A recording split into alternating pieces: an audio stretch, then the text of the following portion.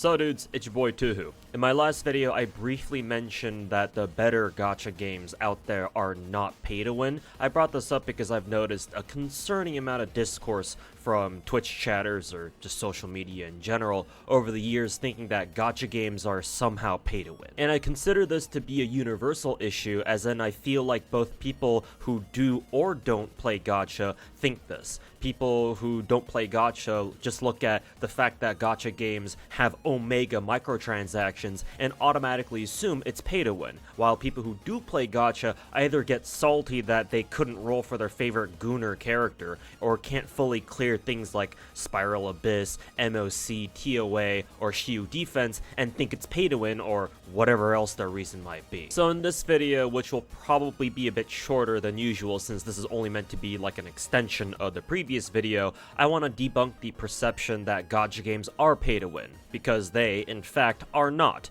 Not most of them anyway. In my opinion, there are two main factors that determine whether or not a gacha game is pay to win or not. The first one is whether or not a gacha has a functioning and serious PvP mode. I've talked about this before in my power creep video, but many gacha games out there don't have a PvP mode where you can directly fight other players. This is an intentional choice by gacha developers, and for good reason.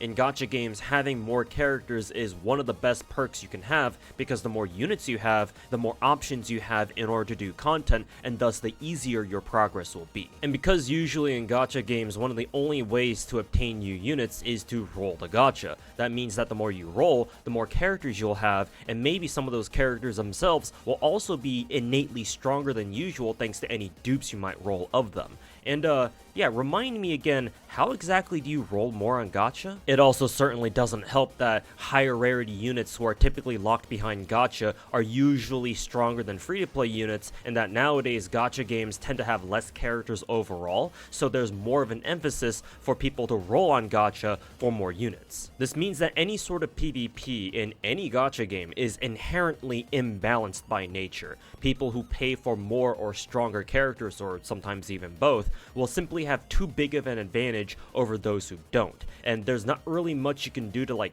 balance that.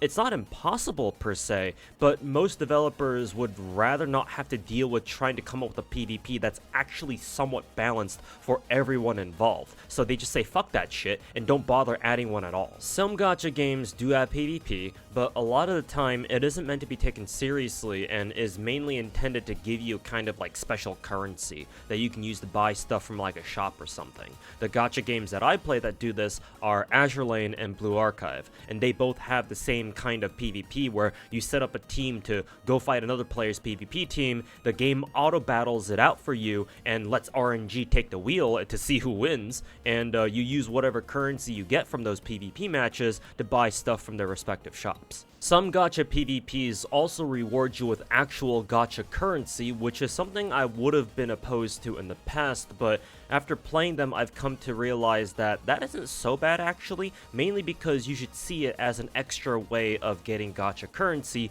even if you're not whale enough to hit like the highest ranks and thus get the highest amount of gacha currency from PvP. And besides, the amount of gacha currency you get from PvP will never be enough to justify how much money you may or may not have spent to get your PvP rank to where it is in the first place. This is the case with Blue Archive and Nikke, where their PvP modes do give you more gacha currency the higher your PvP rank is, but the amount of money you'd have to spend to get strong enough teams to place high on the leaderboards in the first place will always be far more than what you'll ever get from PvP at all. And not to mention, in both those games, PvP is not the main source of content that you'll be doing. That would be the story and other endgame PvE modes like raids. Story content is typically how you advance through a gacha game, as I mentioned in my previous video, while PvP, if a gacha has one, is usually an isolated side mode that shouldn't gate you from doing anything else. Also, characters who are top tier in PvP aren't always as good in solo content, as is the case with Nikke and to a lesser extent Blue Archive, so you'd rather invest more heavily into your PvE teams since they'll take you further into the game, whereas your PvP teams, won't really do much for your account besides doing PvP. And lastly, because PvP modes are usually isolated, like I mentioned just a bit ago, even if you have to face like the biggest whales on your server, it's not that big of a deal whether you win or lose. Because in normal competitive online games, when someone beats you, they deny you a potential progress up the ranks by taking your rank points or MMR or whatever, because achieving as high of a rank as possible is kind of the whole point. Not to mention, in a lot of competitive games, there can only be so many people who have like a certain rank. But since gacha games are different in that account progression and rolling for hot guys and girls are more the focus, it doesn't matter as much if you constantly run into like the biggest whales in the game in PvP, because it's not like you suddenly can't do any story content just because you lost your last PvP run. Or in other words, other players cannot directly impact your progress in a gacha game because gacha games are mainly single player. So if you go into a gacha game that has PvP with a competitive mindset to try to like place as high as you can on the leaderboards, this means you'll have to spend way more money, like I said earlier, than you'll ever get out of PvP for climbing the ladder in the first place, and you'll risk delaying your account's progress significantly because you're investing into the wrong characters who may only be useful in PvP and nowhere else. If you still think that's worth it just to see your name in the top 1% of the leaderboards or whatever, then hey, so be it. I mean, I won't tell you how to play a gacha game, but I will call you a fucking dumbass. Especially if you do this in a gacha where PvP is not meant to be taken seriously. For the rest of you who are smart enough to not do that, this means that most gacha games, even if they do have PvP, are not pay to win. At least not from this angle. Because again, your progress and your enjoyment of these gachas should not be directly impacted by other players.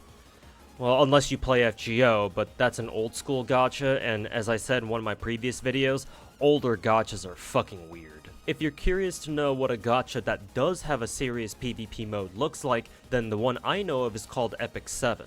This game has a fully fledged PvP mode, complete with a competitive ranking system, competitive seasons, and a matchmaking system. And when you get into a game, you have global bans, a pick ban phase, and a draft phase. If you watch someone like Genazod or YDCB grind ranked, and you didn't know what a gacha was, you'd think this was a legitimate competitive game. Hell, it even has its own official championship tournament where the best players around the world who qualify through their respective regions can battle each other to see who the best player in the world is. But at the end of the day, no matter how developed this PvP is, E7 is still a gacha, so I would say that most, if not all, the bullshit that I mentioned earlier about why most gachas don't have PvP applies here.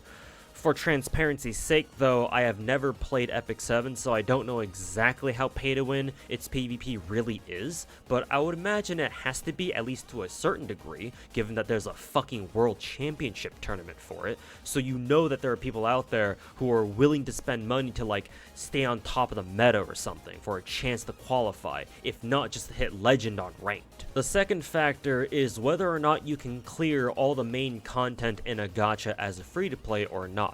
Now, for this, it's important to define what the main content for a gacha game is, and for me, it would be primarily story and limited time event content. The main story, as I alluded to earlier, is typically how you progress your account in gacha games. The further into the story you are, the more access you have to new regions or areas and potentially better farming nodes. Some gacha games like FGO and Star Rail even require you to be all caught up with story content in order to play certain limited time events, which, for the record, is a terrible fucking idea and gacha devs need to stop doing that shit. But until then, we gotta deal with it. So it's essential for the story content in a gacha game to be as accessible as possible so that everyone has a fair chance to keep up with the content and experience everything that the story has to offer, since the story content is one of the main draws that a gacha game should have, at least for the casuals. For the more hardcore players, I should mention first that I don't consider endgame content like Spiral Abyss, MOC, TOA, or Shio Defense to be part of main content precisely because it's endgame stuff. It's content for you to do when you've already finished most, if not all, of the base content in a gacha. Not only that, but you need those better farming nodes that typically story content gives you access to when you go through it, so that you can progress your account to the point where you have a chance to clear endgame stuff in the first place. And besides, endgame modes like that are not meant to be cleared for a while when you first start playing. Like, a day 1 Genshin player isn't going to be 36 starring Abyss or clearing level 10 Theater anytime soon. Even for whales, it takes a bit of time because you have to invest into characters and gear. Yes, it sucks knowing that you're losing out on gacha currency during the cycles when you're not strong enough to fully clear it yet, but you just gotta hold that shit and keep working on your account until one day it is strong enough to get it done. So in case you see people talk about how a gacha is pay to win just because they can't 36 star Spiral Abyss or MOC yet or something, just remember they don't know what it feels like to have to drag your balls through a major girls frontline event, hard mode by the way, or deal with the absolute bullshit that was the infinite airstrikes in Azure Lane's World 12 back in the day when it first came out, or have to fight this thing. But those are mainly older gacha problems, and again, older gachas are pretty weird by today's standards. Newer gachas thankfully don't have this issue, not usually anyway, of making their main content either unbelievably grindy or difficult to the point of discouraging people from going through it in the first place. Unless you're MiHoYo and you think that not adding a skip button to your games is a good idea, actually go fuck yourself. Lastly, it's important for limited time content to be as accessible as possible too, precisely because they're limited time content, and thus they won't be around forever. So you want to give all of your players the ability to do them, regardless of if they're casual or hardcore, or just in general how much of the rest of the game that they've played so far. So long as they're not, so grindy or difficult to the point where, like I said earlier, only like hardcore players or whales are able to get through them, they should be fine. And thankfully most gachas, especially these days, have both main story content and limited time event content that's fairly easy to do, so going through them should be no problem for anyone playing. And since those are the most important parts of a gacha's gameplay loop, so long as they're not restrictively hard to get through and there's no PvP mode that's too intrusive, then there's no reason at all to worry about a gacha game being pay to win. And those are my thoughts on that. Thanks for watching. Make sure to like the video and subscribe for more if you haven't already. I also dual stream to both YouTube and Twitch, twitch.tv/ToastNumber98, so stop by if you want to hang out and talk about gacha. Check out the Patreon if you want to see your name show up at the end of these videos, and until next time, be cool y'all, and see you in the next one.